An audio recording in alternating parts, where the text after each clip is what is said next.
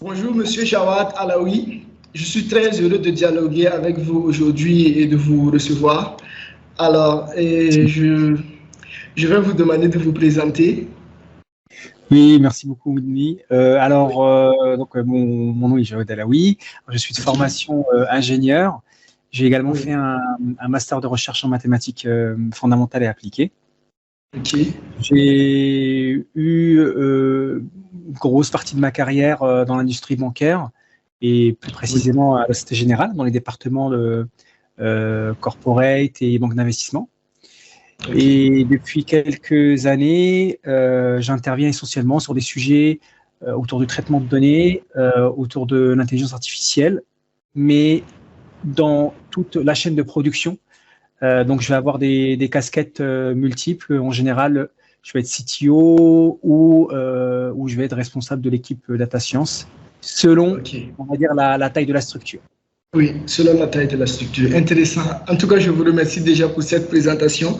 Alors, de cette présentation déjà, je suis très curieux au fait de savoir comment vous avez fait pour passer au fait de votre profil et mathématique vers un profil au fait et orienté data. Est-ce que vous pourriez nous en dire davantage? Oui, bien sûr. Alors, effectivement, moi, j'ai vraiment une formation pure mathématique à la base. J'avais fait Ok, quelques années informatique en même temps, mais je suis rentré, enfin, mon expérience initiale est dans les laboratoires de recherche, hein. J'ai fait tous mes ah, stages, mes PFE, même mes alternances dans les laboratoires de recherche, dans des laboratoires de modélisation statistique appliquée à l'agronomie au début, et puis après plusieurs laboratoires d'imagerie médicale. Donc à ah, l'époque, l'imagerie médicale était vraiment un domaine où on faisait beaucoup de statistiques et de mathématiques, et on va ok. dire c'était les premiers domaines où avec la météorologie, on faisait de la data science. C'est vraiment Oui, donc j'avais commencé par créer là-bas des modèles de data science. Euh, et puis, j'ai j'ai beaucoup hésité à faire une thèse, donc ok, à vraiment me spécialiser dans la recherche. J'avais oui, même une bourse et malheureusement, on va dire, en tout cas, j'ai fait le choix oui. d'abandonner. Malheureusement ou heureusement, on va dire. Je sais pas, c'est un peu Oui, difficile. Des fois, je me dis bon, c'est quand même bien la thèse. oui, Et j'ai décidé donc d'abandonner ce chemin-là oui, pour me consacrer vraiment à l'industrie du risque bancaire. Donc, j'ai commencé par voilà, j'ai commencé par l'intégrer le domaine risque bancaire.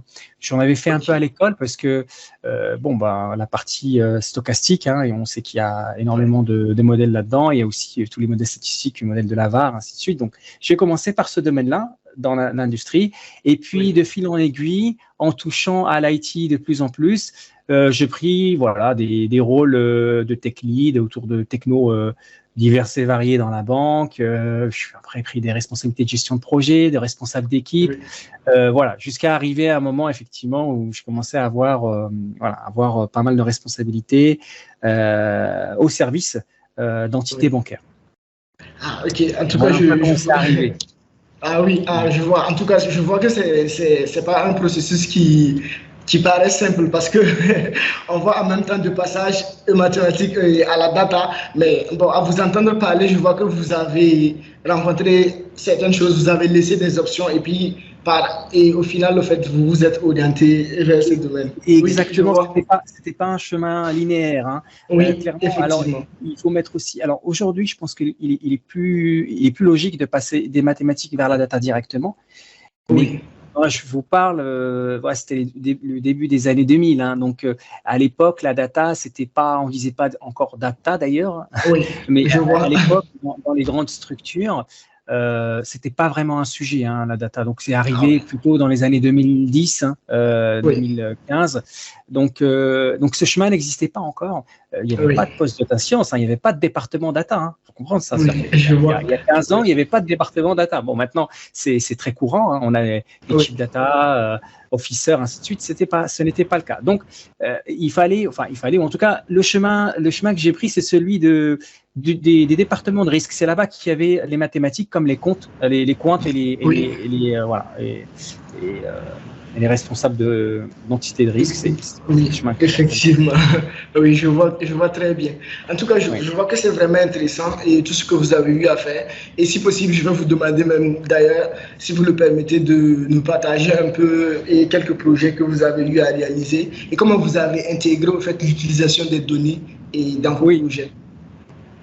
Oui. Alors, donc l'arrivée des données dans mes projets, c'est arrivé finalement assez tôt, donc dans début des années 2010, début des années donc en 2011, 2012, j'avais déjà commencé à prendre en charge des projets data. Alors, c'était pas de la data science, ça, c'était de ce qu'on appelait de data analyse ou oui.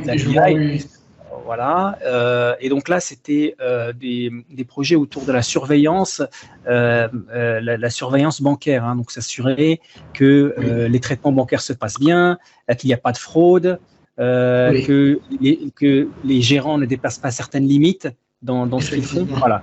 Donc ça, c'était vraiment les premiers projets data que j'ai eu à prendre en charge. C'était très, très intéressant. C'était très concret aussi.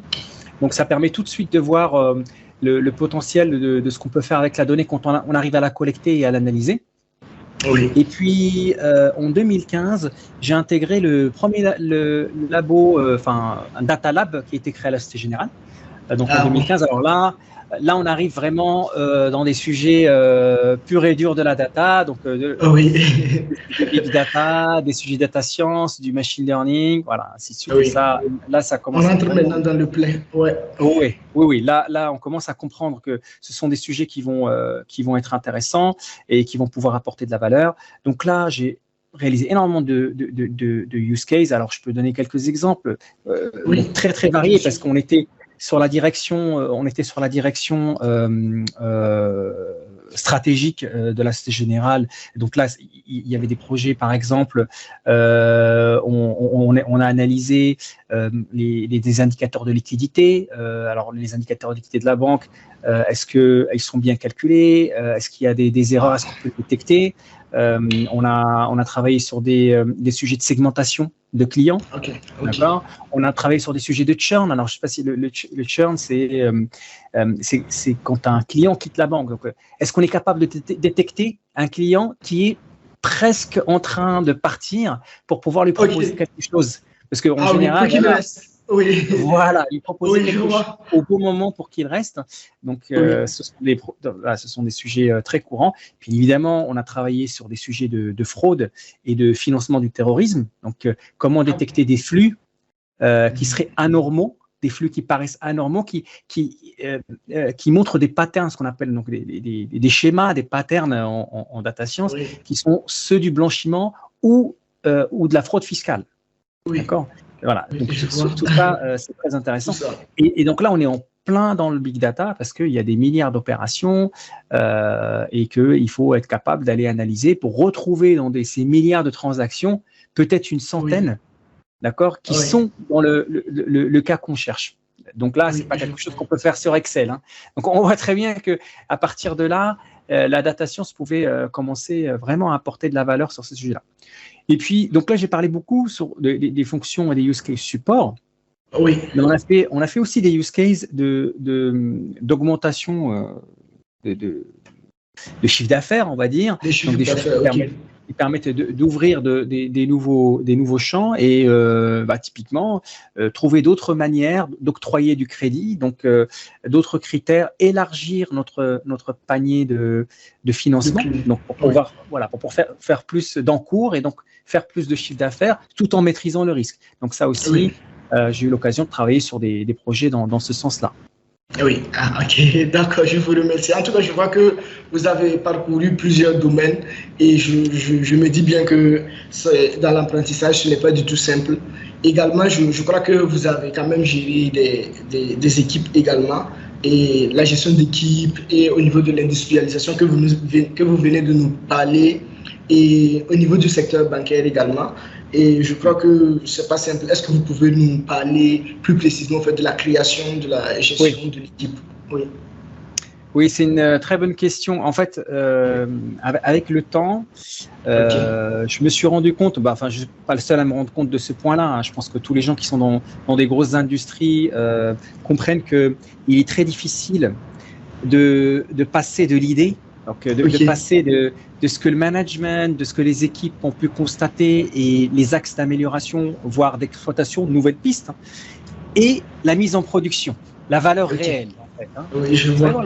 La mise en action de cette idée-là. Et, vraiment, avec cette problématique-là, l'idée était de se dire comment on peut optimiser une équipe pour qu'elle puisse faire très vite ce passage de l'idée du POC à du MVP, de quelque chose qui prouve de la valeur, à un passage à l'échelle. Donc vraiment une application avec des utilisateurs, avec les alors ça c'est important parce que c'est fragile un projet data, hein, c'est fragile. Hein. C'est-à-dire que si on n'est pas capable rapidement de mettre en place tous les éléments pour que ce projet sorte de son effet tunnel et apporte de la valeur, il meurt. D'accord, parce que personne va attendre. On voit très bien comment le monde de la data évolue. Si je commence avec une technologie aujourd'hui que j'utilise dans 3 ans, j'ai qu'à tout changer, parce que dans 3 ans, tout a changé déjà. Voilà. Oui, effectivement, ça évolue très vite. Voilà, il y a quand même une vitesse d'exécution qui est importante. Et donc, j'ai beaucoup travaillé sur le sujet de l'optimisation, de comment avoir une équipe très optimale pour shipper, comme on dit, donc livrer très rapidement ce qu'on a dans le pipe, avec un nombre limité de personnes et une bonne maîtrise des outils et du métier. C'est important. Un data scientist ou un data ingénieur qui ne sait pas ce qu'il manipule comme données, il n'est pas prêt de livrer. Donc, en fait, voilà. Donc, mon travail était aller de plus en plus vers le full stack, et le full stack aussi bien data que web. C'est très difficile aujourd'hui d'être capable d'emmener son use case en production à un utilisateur si je n'ai pas des bonnes notions de web. Je ne dis pas d'être un développeur de 20 ans dans le web, mais savoir quand même mettre en place une API, monter un front qui soit à peu près simple. Voilà. Tout ça, c'est important de savoir. Et puis, des notions de sécurité, de DevOps. Donc, vous voyez, il y a quand même tout un panel de compétences à travailler, à mettre en place. Bien sûr, dans une équipe, tout le monde n'est pas au même niveau, on se complète, mais si on veut parler le même langage, tout le monde doit s'y mettre. Donc, j'ai formé une équipe avec cette idée-là, d'avoir des gens qui soient plus ou moins complets dans ce qu'ils font, avec certaines spécialités. Le but principal, c'est d'aller vite, avec une maîtrise de la sécurité, entre le moment où l'idée est sur la table et le moment où il y a un utilisateur qui commence à utiliser l'outil. Et après, on itère, c'est ça après l'agilité. Après, on itère, on améliore, on fixe, voilà. Mais il faut avoir dans l'esprit que il faut quand même sortir cette première version très vite. Très vite, ça veut dire maximum 2-3 mois. Il faut proposer un MVP rapidement, comme ce que vous avez dit. Un MVP avec c'est ça qui est un peu compliqué, mais surtout quand on est en industrie bancaire, avec les standards de sécurité nécessaires. C'est-à-dire que derrière, on manipule des données financières, et il y a quand même une certaine sensibilité. Il faut quand même que le système soit sécurisé, qui respecte les standards de sécurité, qui soient assez élevés pour le monde bancaire. Donc voilà, j'ai monté une équipe comme ça qui faisait au début 4-5 personnes. À la fin, on était une douzaine et on gérait 4 projets différents. Enfin, quand je dis projets, ce sont des projets qui sont aussi bien en phase de développement qu'en phase de production. Je vois. Et de tous ces éléments que vous avez cités, je crois bien que vous en parlerez au fait et de certains de ces éléments au Spring School. Et parce que je rappelle que vous participez au fait au Spring School et que vous allez donner et par ailleurs au fait des ateliers. Et donc, en tout cas, je tiens à encourager toutes les personnes, en tout cas, qui voudraient participer au Spring School de ne pas hésiter à travers tout ce que M. Alaoui vient de nous dire. Je crois que c'est bien inspirant, en fait. Et Monsieur Alaoui, moi, je voudrais bien vous demander quels sont les défis que vous avez rencontrés au fait et dans votre parcours professionnel. Parce que quand je vous entends, vous citez au fait et tout votre parcours au fait que vous avez eu à faire, je me dis bien au fait que vous avez rencontré beaucoup d'obstacles au fait, mais que vous n'avez pas et lâché prise, vous avez continué. Et moi, ce que j'aimerais savoir, c'est comment vous avez fait. Alors,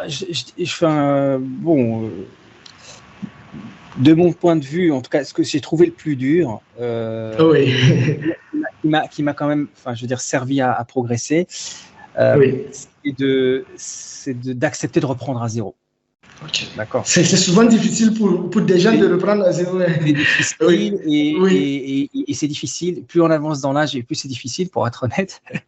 Donc, parce que plus on avance et plus on a investi du temps dans quelque chose, et c'est très dur de dire, bon, ok, j'ai 10 ans d'expérience dans ça, mais enfin, maintenant il y a quelque chose de nouveau.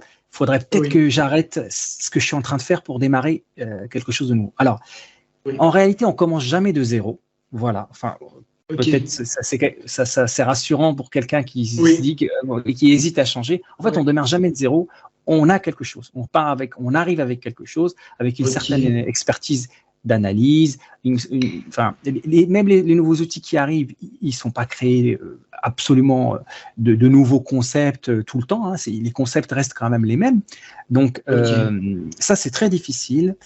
Mais honnêtement, au final, j'ai toujours été très, très content d'avoir fait ça. Alors, on passe par une phase d'apprentissage où on a l'impression réellement de régresser et puis et une prise de risque, parce que des fois, il faut abandonner des projets, il faut abandonner des équipes.